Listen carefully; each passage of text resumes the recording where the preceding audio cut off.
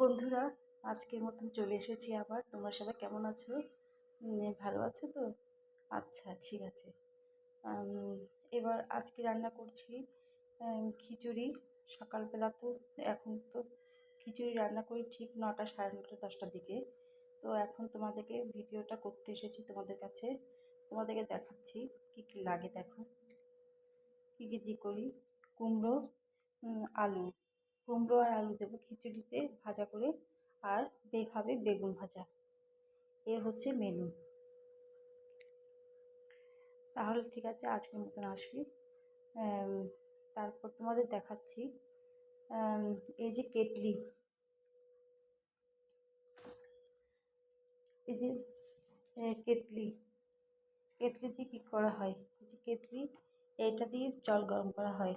যদি এটা কোনো দিকে ফাটা ফুটো হয়ে যায়, তোমরা যদি আবার কেনো, তাহলে এগুলো এই কেটলি দিয়ে তোমরা আবার গাছে জল দিতেও পারো।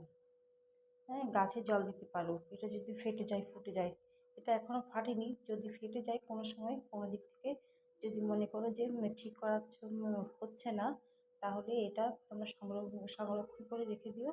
যদি বাড়িতে 2-3টে এরকম কেতলি থেকে থাকে, এই কেতলি দিয়ে তোমরা গাছে জল দিতে পারবে।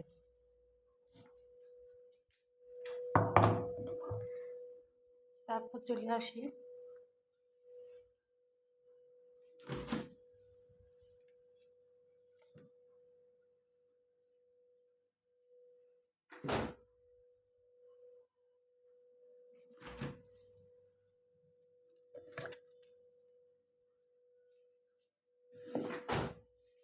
তোমরা কি করে সংরক্ষণ করবে এই ইয়ে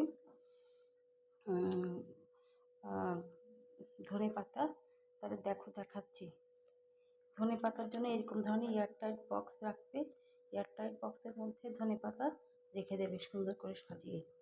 তারপর দেখো, এটা এগুলো হচ্ছে শিমের দানা। এটা দিয়ে তারপর দিন রান্না করা হবে। মাছ আলু দিয়েও করতে পারো, এমনিতে ভেজও করতে পারো, ফোড়ন দিয়ে, জিরে ফোড়ন দিয়েও করতে পারো, আলু দিয়ে। খেতে খুবই টেস্ট লাগে। ঠিক আছে, রেসিপিটা পরে দেখাবো। আজ আসি। আমার চ্যানেলটাকে লাইক, সাবস্ক্রাইব করে দেবে।